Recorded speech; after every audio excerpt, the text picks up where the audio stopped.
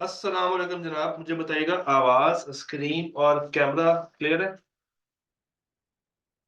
Camera clear नहीं होगा, आपको शो नहीं हो रहा होगा।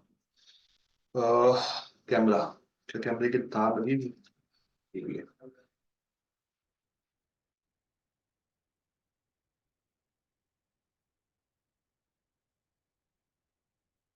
जी, आवाज, स्क्रीन और कैमरा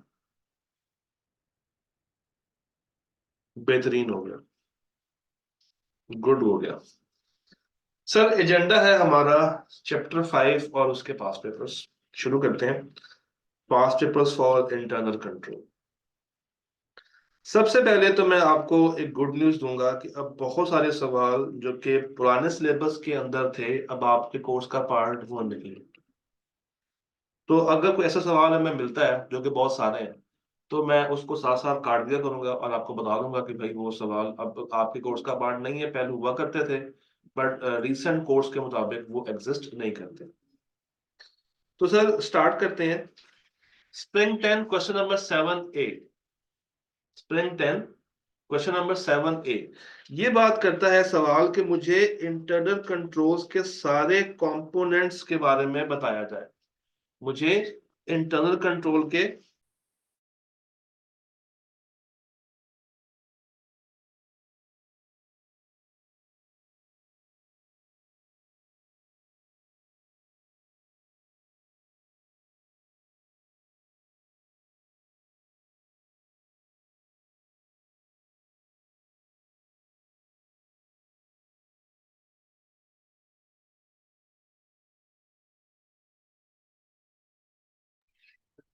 अच्छा जी, सर सवाल ये था कि आपने मुझे कंपोनेंट्स बताने हैं इंटरनल कंट्रोल के 9 नंबर के लिए। अब इतना स्ट्रेट फॉरवर्ड सवाल है, यानी कि आपने वो 5 एलिमेंट्स, वो 5 कंपोनेंट्स या वो 5 एलिमेंट्स एक्सप्लेन कर देने हैं क्रैमिंग वाइज।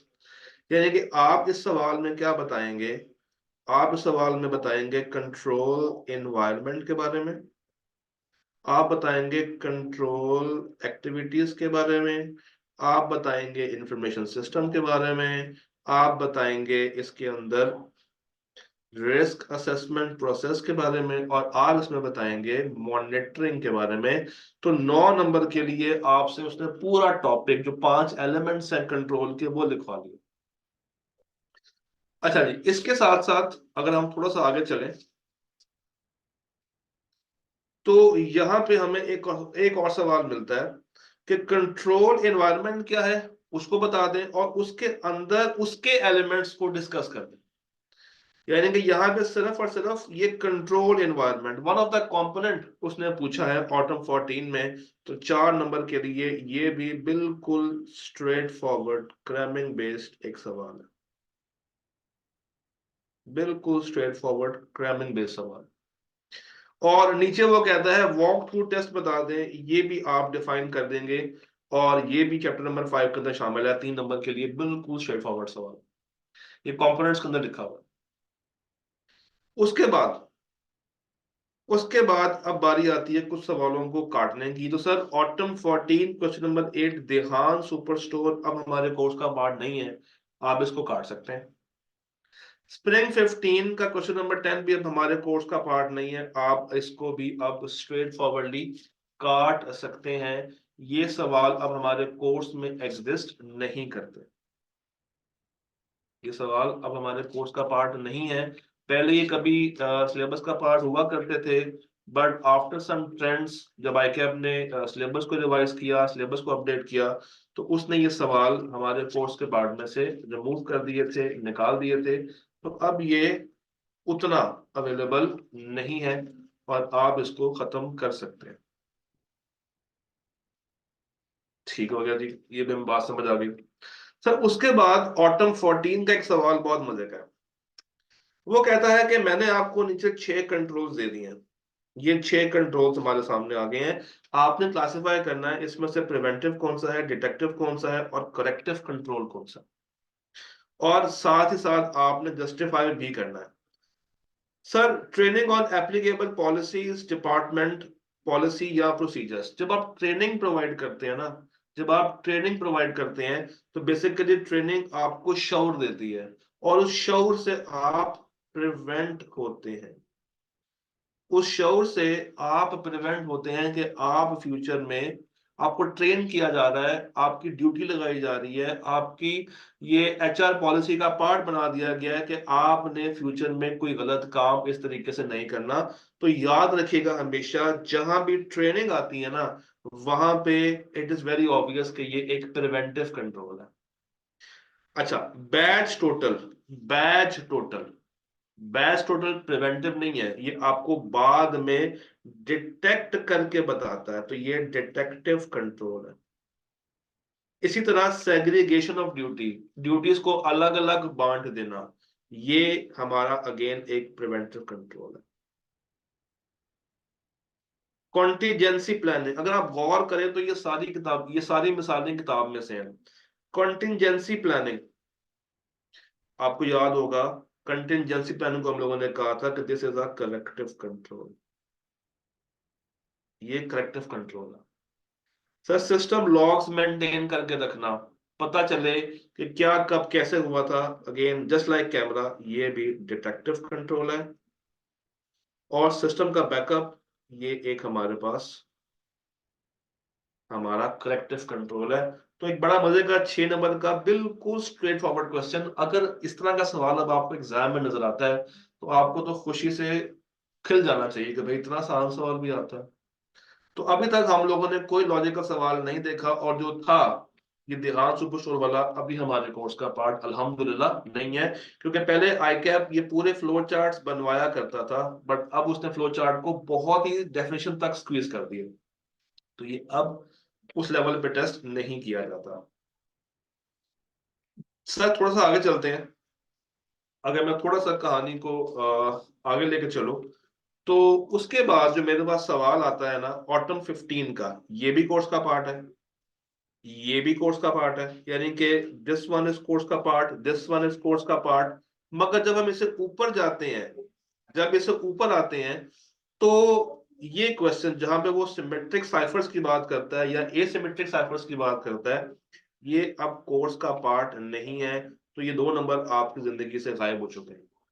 मगर 2 नंबर के लिए ऑटो 15 में वो क्या पूछ रहा है, सिस्टम लॉग के बारे में बता दें, और उसके साथ साथ उसकी 4 एग्जांपल्स या 4 टाइप्स के बारे में बात कर रहा है। तो once again this is a straightforward question, आप 2 नंबर के लिए सारी कहानी उसको बता सकते हैं। सर उसके बाद ऑडिट ट्रेल, अब ऑडिट ट्रेल एक कंप्यूटराइज्ड इन्वायरमेंट में उतना इजीली आपको नहीं मिलता, बट ये आंसर किया जा सकता है चैप्टर नंबर 6 की कुछ स्टार्टिंग बातों से और कुछ 7 की स्टार्टिंग बातों से। तो मोर और लेस आप इसको आंसर कर सकते हैं, बट अगर देखा जाए लॉजिकली तो ये टॉपिक अब उस तरीके से कोर्स का पार्ट नहीं है। ठीक है जी, आगे चलते हैं, आगे चलते हैं सर। तो इस पेज के ऊपर और सवाल जो हमारे कोर्स का पार्ट नहीं है, दैट इज ऑटम 16। पहले एक कंटेंट हुआ करता था डेटा ट्रांसमिशन, और अब वो कोर्स का पार्ट नहीं है, तो हम इस सवाल को भी आसानी इग्नोर कर सकते हैं, काट सकते हैं। ये भी सवाल पहले कभी हुआ करता था, बट अब ये नहीं काउंट होता। तो सर इस पेज से हमारे पास ये 2 सवाल पूरे पूरे कट चुके हैं, और हमने कहा कि ऑडिट ट्रेल वाला क्वेश्चन इतना इजीली अब आप इसको आंसर नहीं कर सकते हैं, 2-3 चैप्टर्स को जोड़ के आप इसको आंसर करना पड़ेगा। खैर, ऑटो 15 देखते हैं कि उसने क्या हमसे डिमांड किया। वो कहता है कि आपने फैक्टर्स बताने हैं जो कि auditor should evaluate by using the control environment. तो कंट्रोल एनवायरनमेंट जो पहला कॉन्सेप्ट था, जो पहला एलिमेंट था, उसके ऊपर आपने उसको बातें बतानी है, जो उसके अंदर फैक्टर्स थे वो आपने 4 नंबर के लिए एक्सप्लेन कर देने हैं। ठीक हो गया। इसके अलावा लॉग्स वाली बात हम लोगों ने कर ली है। परफॉर्मेंस रिव्यू, परफॉर्मेंस रिव्यू आपको मिल जाती है जब आप लोग कंट्रोल्स की बात करते हैं, जब आप लोग कंट्रोल एक्टिविटीज में जाते हैं, तो एक टेबल के अंदर परफॉर्मेंस रिव्यू का जिक्र हुआ हुआ है, तो ये उसने आपसे पूछनी है 3 नंबर के लिए। फिर वो आपसे जनरल कंट्रोल के बारे में बात कर रहा है कि आप बताएं आप कौन से 4 जनरल कंट्रोल्स एक्सपेक्ट करते हैं कि आपको एक सिस्टम में नजर आएंगे। आप कौन से ऐसे 4 जनरल कंट्रोल्स एक्सपेक्ट करते हैं कि आपको वो सिस्टम के अंदर, जस्ट मिनट, सिस्टम के अंदर नजर आएंगे, तो वो आपने उसको बता देने हैं। जो 4 कंट्रोल्स आप एक्सपेक्ट करते हैं किसी भी कंप्यूटर बेस्ड इंफॉर्मेशन सिस्टम के अंदर, तो नॉर्मली वो क्या क्या हो सकते हैं? नॉर्मली वो क्या क्या हो सकते हैं? डॉक्यूमेंटेशन, उसकी टेस्टिंग, डेवलपमेंट कैसे हो रही है। अगर आप गौर करें तो 4 नंबर के लिए ये 4 बातें भी बिल्कुल किताब के अंदर अवेलेबल है, तो ये भी प्योर क्रैमिंग बेस्ड है। जब आप जनरल कंट्रोल्स में जाते हैं तो वहां पे एक लिस्ट अवेलेबल है, एक लिस्ट अवेलेबल है, लिस्ट ऑफ कंट्रोल्स, जो कि आप एक कंप्यूटर बेस्ड इंफॉर्मेशन सिस्टम के अंदर देख रहे होते हैं। तो अगेन ये बिल्कुल cramming based straight forward question है। आपने डिफरेंस बताना है एप्लीकेशन कंट्रोल का और जनरल कंट्रोल का, और बताना है कि अगर इनफेक्टिव हो जाए तो क्या होगा। ये भी हमने क्लास में डिस्कस किया था। तो ये भी, अब जहां पे वीकनेस है, किसी भी जनरल आईटी कंट्रोल के अंदर वीकनेस है, तो उसका मतलब है कि क्या हमें एप्लीकेशन कंट्रोल को टेस्ट करना चाहिए या नहीं करना चाहिए। ये एक मैटर ऑफ फैक्ट है जो कि ऑडिटर के माइंडसेट में होता है। अब जहां पे मेरा जरा जनरल कंट्रोल वीक है, तो वहां पे डेफिनेटली मुझे एप्लीकेशन कंट्रोल को एक दफा वेरीफाई जरूर कर लेना चाहिए क्या वो स्ट्रांग है या नहीं है। जिस तरह अगर आप अपने मोबाइल के अंदर मेन पासवर्ड नहीं लगाते, इसका मतलब है कि जनरल कंट्रोल आउट हो चुका है। मगर आपने व्हाट्सएप के ऊपर एक स्पेसिफिक एप्लीकेशन के ऊपर एक स्पेसिफिक पासवर्ड लगा के रखा है, तो जनरल कंट्रोल अगर आप आउट कर रहे हैं, इसका हरगिज मतलब ये नहीं है कि उसके अंदर एप्लीकेशन सेफ नहीं है। आप चाहें तो एप्लीकेशन कंट्रोल को अलग से भी लगा सकते हैं। यह सब वो उतना इफेक्टिव नहीं रहेगा क्योंकि जनरल कंट्रोल आउट है, मगर स्टिल ये बात आप यहाँ पे प्रोड्यूस कर सकते हैं। फिर आपने सर डिफरेंशिएट करना है between general controls and application controls, और आपसे कहा जा रहा है कि आपने एग्जांपल्स देनी है। तो sir general controls segregation of duty, password, virus check, backup copies, और एप्लीकेशन कंट्रोल में batch total, control total, range check, वो वाला चेक, चेक डिजिट। तो जो स्पेसिफिक आईटी कंट्रोल्स हैं, जो स्पेसिफिक आईटी कंट्रोल्स हैं, वो आप एप्लीकेशन कंट्रोल के अंदर डाल सकते हैं। ठीक हो गया। तो अब इस पेज पे हमारे पास रह गया है एक सवाल, दैट इज ऑफ ऑटम 15, और आपने बताना है कि इनमें से कौन सा प्रिवेंटिव, डिटेक्टिव, करेक्टिव है, और साथ ही साथ आपने इसको जनरल और एप्लीकेशन कंट्रोल के अंदर भी इवेलुएट करना है। आई के आपने बहुत टाइम से इस तरह का सवाल नहीं पूछा, तो देयर आर चांसेस इस दफा अगर वो सवाल पूछने में आए तो कुछ इस तरह का सवाल निकाल सकता है। सर देखते हैं। वो कहता है general ledger system is automatically updated with सब लेजर ट्रांजैक्शन। जैसे ही आप सब लेजर को अपडेट करते हैं, उससे जनरल लेजर ऑटोमेटिकली अपडेट हो जाता है हर रात through batch processing. Through batch processing, batch का वर्ड यूज कर गया। इट मींस अगर एक लेजर को अपडेट करने से दूसरा अपडेट हो जाता है, प्रिवेंटिव है, प्लस प्लस ये एप्लीकेशन कंट्रोल है। प्रिवेंटिव भी है और एप्लीकेशन बेस्ड कंट्रोल भी है। Sir the system automatically maintains second copies of all programs and data files. Second copies, इसका मतलब है बैकअप चल रहा है। इसका मतलब है कि ये करेक्टिव है, करेक्टिव आ गया। और चूंकि बैकअप्स का वर्ड यूज हो गया है और किसी स्पेसिफिक सिस्टम के अंदर बैकअप होता है, तो ये भी क्या है, एक एप्लीकेशन बेस्ड कंट्रोल है। ठीक है जी। तीसरा देखते हैं, और कलर को चेंज कर देते हैं। Access to program and data files is restricted by using password। Password से रिस्ट्रिक्ट कर दिया गया है। सर ये प्रिवेंटिव है, ये प्रिवेंटिव है। और चूंकि पासवर्ड लगा हुआ है तो ये जनरल कंट्रोल है, क्योंकि आप सिस्टम में एंटर होंगे तो पता चलेगा ना। आपने तो सिस्टम ही बंद कर दिया है। तो this is the general IT control. Invoices that are entered into the system are physically counted. जितने इनवॉइसेस सिस्टम में जा रही हैं, बाद में पकड़ के आप उसको फिजिकली काउंट भी करते हैं। तो सर अगर आपको याद हो तो ये डिटेक्टिव कंट्रोल है। और अगर आपको याद हो, ये बेसिकली क्या बात कर रहा है, रिकाउंटिंग की, कंट्रोल टोटल की बात कर रहा है। तो सर ये एक एप्लीकेशन कंट्रोल है। ये क्या है, ये एक एप्लीकेशन कंट्रोल है। Firewall software hardware are installed to restrict unauthorized access. Unauthorized access को रोका जाता है। इसका मतलब है कि आप प्रिवेंट कर रहे हैं किसी की एंट्रेंस, और ये जनरल कंट्रोल है।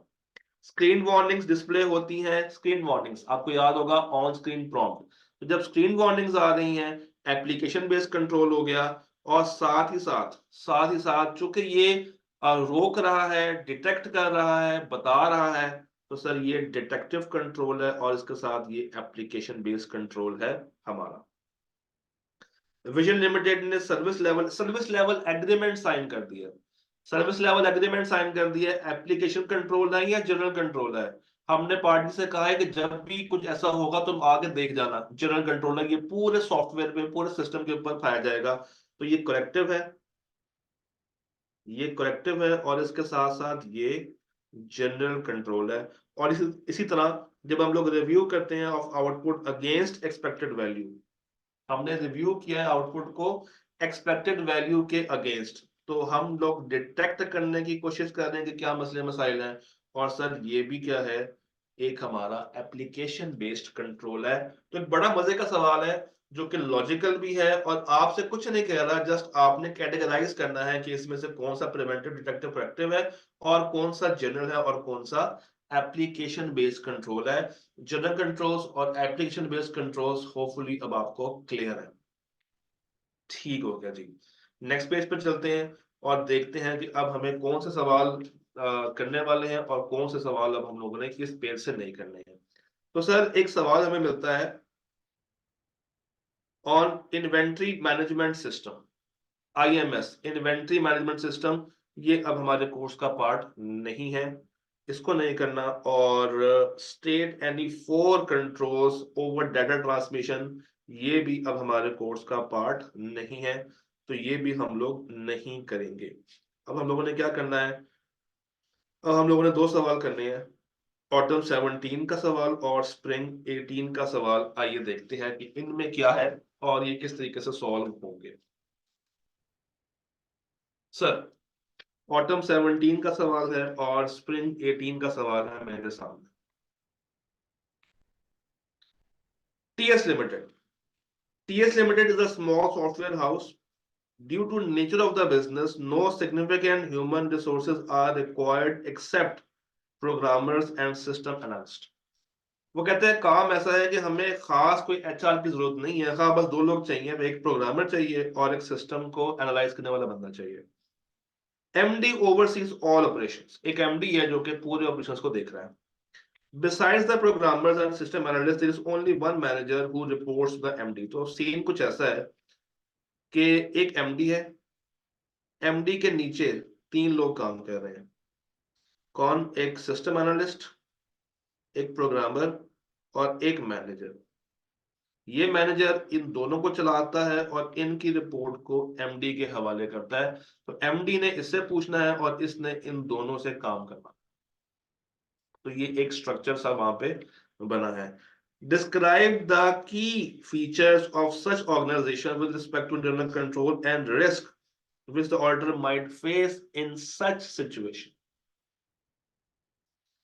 अब कम लोग हैं, कम लोग हैं, एक स्मॉल एंटिटी। आपको अगर याद हो तो वहां पे स्मॉल एंटिटी हम लोगों ने डिस्कस किया था, controls in a small entity. और आपको याद होगा कि वहां पे हम लोगों ने कहा था कि वहां पे कुछ मसले मसाइल होते हैं, वहां पे सेग्रीगेशन ऑफ ड्यूटी नहीं होती। भाई लार्ज कंपनीज के अंदर तो आप ड्यूटीज को सेग्रीगेट कर सकते हैं, मगर यहाँ पर अगर हम देखें तो एक बंदे के नीचे एक बंदा काम कर रहा है और उसके नीचे दो दो बंदे काम कर रहे हैं। तो यहाँ पे ड्यूटीज उस तरीके से हम लोग सेग्रीगेट नहीं कर पाएंगे कि वो स्मॉल एंटिटी है। और स्मॉल एंटिटी के लिए आपको याद होगा एक और मसला था, कॉस्ट। ये काफी ज्यादा कॉस्टली होता है, काफी ज्यादा कॉस्टली होता है। उनके लिए कंट्रोल्स लगाना नियर टू इम्प्रैक्टिकेबल होता है। It is much near to impracticable कि वो कोई अच्छा काम वहां पे कर सके। तो रिस्क क्या पाए जाएंगे, रिस्क क्या पाए जाएंगे? क्योंकि सेग्रीगेशन ऑफ ड्यूटी नहीं है, कोल्यूजन हो सकती है। बहुत प्यारे तरीके से आप मर्ज करके भी फ्रॉड कर सकते हैं और वैसे भी फ्रॉड कर सकते हैं। फिर lack of control, control lack है। फिर एक बंदा ही कंट्रोल बना रहा है तो आप उस बंदे पे ओवर रिलाय कर रहे हो। जिसने कंट्रोल बनाया उसको लूप होल्स का पता है, वो उसको ऑटोमेटिकली ब्रीच कर सकता है। मैनेजमेंट के पास कोई इतनी एक्सपर्टी नहीं है तो टेक्निकली ये टॉपिक भी क्या है, स्ट्रेट फॉरवर्ड। इसमें क्या पूछ रहा है, limitations of small entity plus, आपको याद हो एक टॉपिक था इसके बिल्कुल नीचे, जिसमें वो कह रहा था कि अगर आप एक्सेसिव रिलाय कर लें, अगर आप एक्सेसिव रिलाय कर लें ओवर मैनेजमेंट, तो आपके कंट्रोल्स कैसे कैसे ब्रीच की जा सकते हैं। तो ये क्वेश्चन जो टीएस लिमिटेड वाला है वो आपने वहां से आंसर कर देना है। उसके बाद एक और सवाल है, that is spring 18 Pacific shipping limited, PSL, Pacific shipping limited. ये सवाल जरा ज्यादा मजे का है। वो कहता है कि आपने 3 कंट्रोल वीकनेस बतानी है और सजेस्ट करना है कि आप इनको कैसे कैसे कंट्रोल कर सकते हैं, इन वीकनेस को कैसे कैसे आप ठीक कर सकते हैं, काउंटर कर सकते हैं। अब देखते हैं, 3 पूछिए। You have been assigned the audit of Pacific Shipping Limited for the year ended 31 दिसंबर 12। यहां तक तो कोई मसले वाली बात नहीं है, यहां तो ऑल ओके है। During the audit, you have noted that the invoicing system was not operational for 4 days। 4 दिन तक इनवॉइसेस बनी ही नहीं जनवरी में। और जब आपने इंक्वायरी की तो आपको ये इन्फॉर्म किया गया कि कुछ चेंजेस हुई हैं, some changes were made by one of the 3 programmers. 3 programmers थे, उसमें से किसी एक ने पकड़ के उन चीजों को चेंज किया है, working in the IT department mainly on the request of a sales officer. एक सेल ऑफिसर के कहने पे प्रोग्रामर्स आए और उन्होंने इनवॉइस सिस्टम में चेंजेस कर दी, जिसकी वजह से वो सिस्टम 4 दिन तक बंद रहा, जिसकी वजह से वो सिस्टम 4 दिन तक क्या रहा, बंद रहा। The change caused the whole system to malfunction. अब उस चेंज से क्या हुआ, पूरा का पूरा सिस्टम खराब हो गया, मैल फंक्शन हो गया, और उसको फौरन से क्लोज करना पड़ा, उसको फौरन से जल्दी जल्दी से बंद करना पड़ा। और इन 4 दिनों में तमाम तर इनवॉइसेस मैन्युअली जनरेट हुई हैं। इन 4 दिनों में जितनी भी इनवॉइसेस बनी है वो मैन्युअली बनी है। सर पहला कंट्रोल वीकनेस क्या है, पहला कंट्रोल वीकनेस ये है कि सिर्फ एक सेल ऑफिसर के कहने पे टीम एक्टिव हो गई, प्रोग्रामर्स आ गए और उन्होंने पकड़ के चेंजेस शुरू कर दी। तो क्या ये बंदा कोई अथॉरिटी रखता है जी, क्या ये बंदे के पास कोई खास स्पेसिफिक अथॉरिटी है कि वो ये वाला काम करवा सके। इसके पास कोई अथॉरिटी नहीं है, और जो काम करने आए हैं उन्होंने भी ये नहीं सोचा कि वो किसके कहने पे काम कर रहे हैं, कि वो किसके कहने पे काम कर रहे हैं। तो सबसे बड़ी कंट्रोल वीकनेस यहाँ पे हमें ये मिलती है कि it appears that the changes are made without proper authorization. तो कोई अथॉरिटी यहाँ पे एग्जिस्ट नहीं करती है। अच्छा, उसके बाद उन्होंने क्या किया शहजादों ने, उन्होंने चलते हुए सिस्टम को पकड़ा और उसी में चेंज कर दिया। इनको क्या करना चाहिए था, चलो लेट्स सपोज एक ऑथराइज्ड वे में भी होता तो इनको करना ये चाहिए था कि सिस्टम का बैकअप करते, बैकअप को किसी डेमो में डालते और डेमो को चेक करते। मगर इन्होंने चलते हुए सिस्टम की बैंड बजा दी। तो जब चलते हुए सिस्टम की बैंड बजा रहे हैं, इट मींस कि उसने तो फिर बाद में मेल फंक्शन करना ही करना है। अब जो मसले मसाइल अगर कभी थे भी, तो अब वो मसले मसाइल ज्यादा बढ़ जाएंगे। सिस्टम अब प्रॉपरली मेल फंक्शन कर चुका है और इनके पास कोई बैकअप भी नहीं है। There is no backup, system malfunction कर चुका है। इसका मतलब है कि no contingency planning, no contingency planning plus no system backup, no system backup, no planning plus no demo, no demo working. उन्होंने आए बस हड़बड़ में काम सारा खराब कर दिया। तो ये तो आ गई मेरे पास कंट्रोल वीकनेस। अब इसके मुताबिक आपने सजेस्ट करनी है 2 ऐसे कंट्रोल जो कि यहाँ पे लगाए जा सकते हैं। तो सर अगर मैं बात करूं अथॉरिटी की, तो एक ऐसा बंदा होना चाहिए जो कि उसको ऑथराइज कर रहा हो। ये आपको अगर याद हो, कस्टडी, ऑथराइजेशन और रिकॉर्डिंग, तो ये ड्यूटी सेग्रीगेट होनी चाहिए। और अथॉरिटी किसी ऐसे बंदे को दी जाए जो कि टॉप लेवल पे हो, सिर्फ सेल ऑफिसर के कहने पे इनका चेंज करना बनता नहीं था। और जितनी भी चेंजेस हैं, these are all unauthorized changes, और हर बंदे को अलाउ नहीं होना चाहिए। There should be some restrictions. फिर डेमो नहीं है, उन्होंने लाइव सेटल को पकड़ के खराब कर दिया। तो अगर वो लाइव इन्वायरमेंट को चेंज कर रहे हैं, इसका मतलब है कि उनको बैकअप लेना चाहिए था। चेंजेस करते हैं, उसको टेस्ट करते हैं, टेस्ट करने के बाद उसको स्टोर करते हैं या उसको ऑनलाइन कर देते, सॉरी ऑफलाइन कर देते, ऑनलाइन इन्वायरमेंट में चेंजेस ना करते। और इसका इम्पैक्ट क्या आया? पूरा काम उन्होंने, पूरा फंक्शन क्या हो गया? खराब हो गया। और एंड के ऊपर बैकअप पॉलिसीज होनी चाहिए थी, कंटिजेंसी प्लानिंग्स होनी चाहिए थी, जो कि इन्होंने नहीं की है। तो ये अगेन 9 नंबर के लिए सवाल खैर अब ना आए, मगर 5 6 नंबर तक का सवाल इस तरीके से आई कैप बना सकता है, बड़ा अच्छा सवाल है। तो ये एक मस्ट टू डू क्वेश्चन है, मस्ट टू डू क्वेश्चन है। ओके,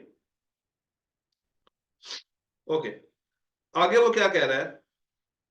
सर आगे वो कह रहा है ऑटम 18 में, वो कहता है कि भाई सिस्टम लॉग फाइल क्या, ये बता दें। ये आपने पहले भी देख लिया, 4 टाइम्स का सवाल ये रिपीट हुआ है। डिफरेंशिएट बिटवीन कंट्रोल्स, ये भी रिपीट हुआ है। Advance limited in house developed system चला रही है और उन्होंने फॉलोइंग ट्रांजेक्शन्स की हैं, आपने बताना है कि आप इनमें कौन सा स्पेसिफिक एप्लीकेशन कंट्रोल लगा के देखेंगे कि जिससे आप उसका रिस्क कम से कम कर सकें, आप उसका रिस्क कम से कम कर सकें। While processing a batch of 50 invoices, it was noted that 3 invoices of suppliers were posted twice in the accounts.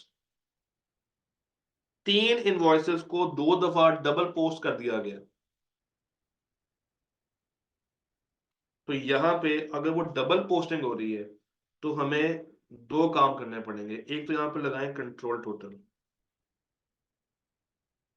और उसके साथ यहां पे लगाएं डुप्लीकेट चेक।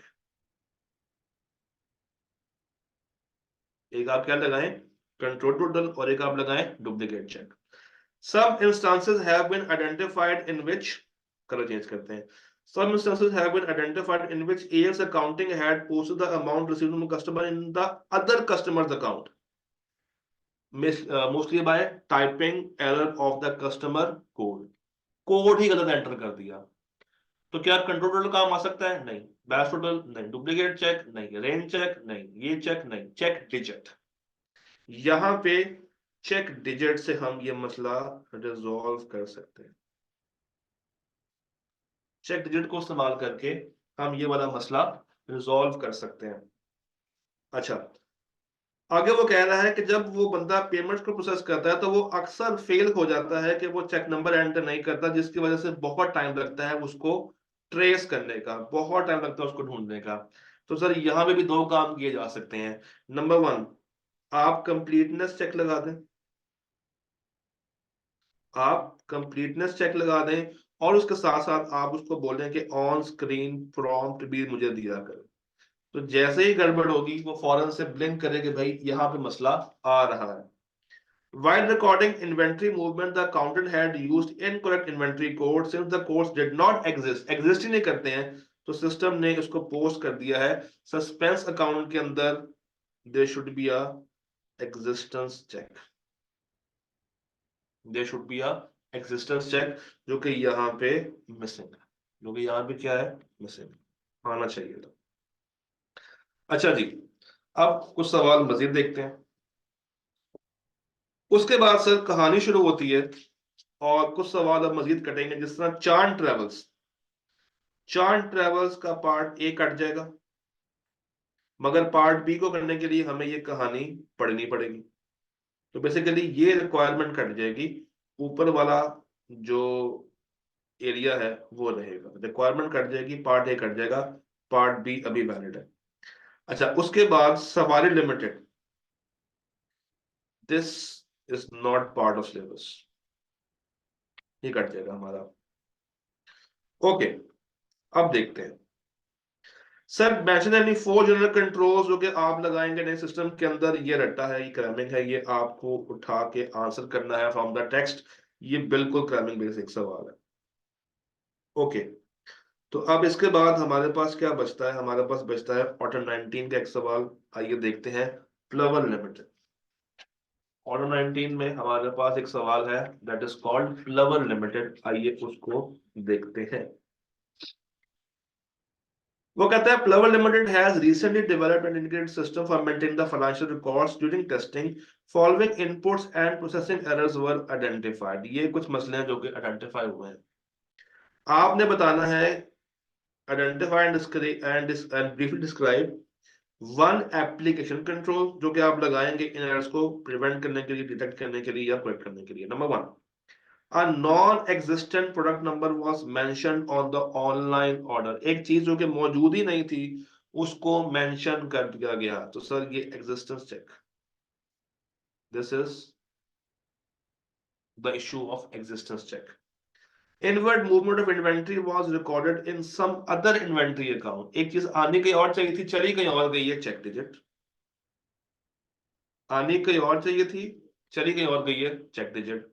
और सेल जो है वो दो दफा पोस्ट हो रही है, इसका मतलब है कि यहाँ पे कंट्रोल टोटल भी लगाया जा सकता है और डुप्लीकेट चेक भी यहाँ पे लगाया जा सकता है। अब उसने क्या किया, उसने क्या डिस्क्राइब कर दें, तो जो किताब की लैंग्वेज है वो आप यहाँ पर उठा के लिख देंगे, तो ये आप उसको डिस्क्राइब भी इजीली कर सकते हैं। Okay sir, SLS IT room is maintain by the head office. उसको आग ने घेर लिया।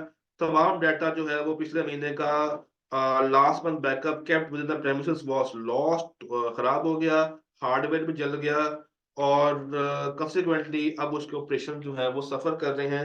आपने बताने हैं तीन कंट्रोल्स जो कि वो लगाते हैं तो ये काम ना होता। इसका मतलब है कि इनके पास बैकअप नहीं है, इनको एक अलग से बैकअप रखना चाहिए था, इनको एक अलग से बैकअप डाटा मेंटेन कर लेना चाहिए था।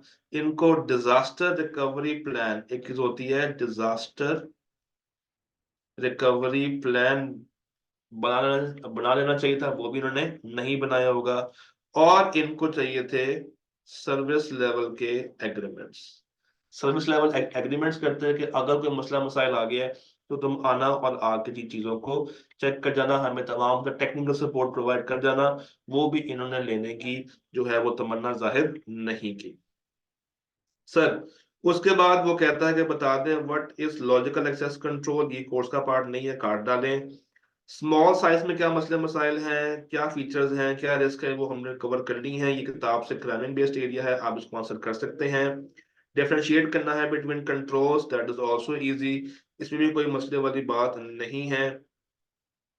बता दें internal audit of the Cyprus Limited has identified some discrepancies in the sales revenue. After investigation, it was identified that some unknown changes were made to the master list, which was resulted in the issue।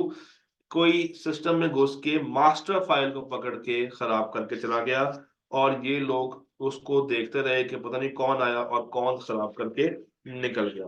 कोई आया, system में घुसा और खराब करके चला गया। अब आपने बताना है कि यहाँ पे कौन से आप तीन लगाएंगे जनरल कंट्रोल्स और तीन लगाएंगे एप्लीकेशन बेस्ड कंट्रोल्स। तो सर जनरल कंट्रोल्स का पहला क्या है कि आप एक फिजिकल एक्सेस के लिए सिक्योरिटी गार्ड बिठाएं, हर एक को उस इदारे में या हर एक को उस कमरे में एंटर होने का जो है वो परमिशन ना दें। उसके बाद फायरवॉल लगाए जा सकते हैं, सॉफ्टवेयर के फायरवॉल्स होते हैं, हार्डवेयर के फायरवॉल होते हैं, वो लगा सकते हैं। फिर पासवर्ड्स आप इसमें ऐड कर सकते हैं। उसके बाद मास्टर फाइल की एक्सेस हर एक को ना दें। मास्टर फाइल के ऊपर आप एप्लीकेशन कंट्रोल में उसका अलग से पासवर्ड लगा सकते हैं। उसका बैकअप रखें, अगर कोई मसला मसाइल हो तो आपके पास बैकअप होना चाहिए, फौरन से उसको करेक्ट कर दिया जाए। मैनेजमेंट साथ साथ उसको रिव्यू करते रहे, फिर अगर उसमें कुछ चेंजेस हो रही हैं तो वो ऑथराइज्ड किसी के पास जाएं, और अगर वो बंदा ऑथराइज करता है तो फिर आपको अलाउ हो गया आप उस फाइल के अंदर कुछ ना कुछ चेंजेस कर पाए, तो ये आप उसमें भी ऐड कर सकते हैं। फिर लिमिटेशन है, फ्लो चार्ट अभी कोर्स का पार्ट नहीं है। Company have developed in house software, उसको रिस्क है कि विदाउट प्रॉपर ऑथराइजेशन इसमें कुछ भी नया प्रोग्राम एंटर किया जा सकता है। बताइए फॉर जनरल कंट्रोल्स। अभी वही कंट्रोल्स है जो कि भी हमने यहाँ पे डिस्कस किए हैं, ये सेम आप यहाँ पे भी मेंशन कर सकते हैं। सिस्टम लॉक क्या होता है ये बात हो गई है।